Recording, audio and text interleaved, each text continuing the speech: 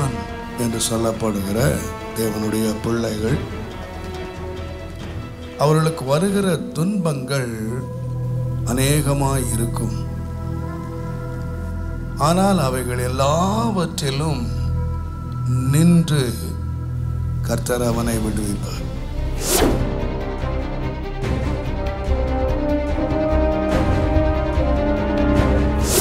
தேவன் எனக்கு முன் குறித்த அந்த தீர்மானத்தை நிறைவேற்றுவதற்காக தேவன் நிற்கிறார்.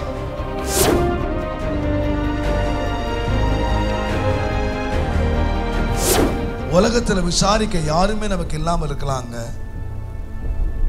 நண்பர்கள் இல்லாமல் இருக்கலாம், உறவுகள் இல்லாமல் இருக்கலாம்.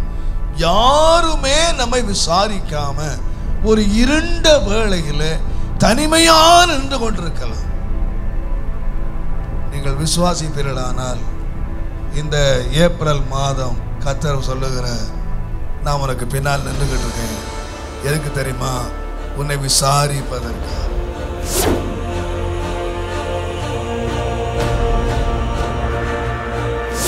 ஒன்றுமில்லாமல் இந்த ஏப்ரல் மாதத்தை நீங்க ஆரம்பிக்கலாம். ஆனா ஒன்றை மறந்துடாதீங்க, கர்த்தருடைய கரம் பெரிதாய். தேவனுடைய சந்திப்பு எப்பொழுதுமே தேவன் நீதியாய் எடுக்கிற அளவிலே கரையிலே நின்று கொண்டிருக்கிறார். அல்லேலூயா.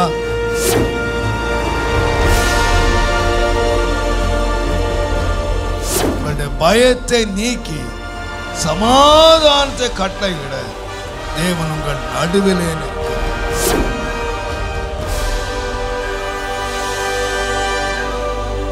உங்களுடைய வாக்கு தத்தத்தை நிறைவேற்ற தேவன் வலது பார்சத்திலே நின்று கொண்டிருக்கிறார்.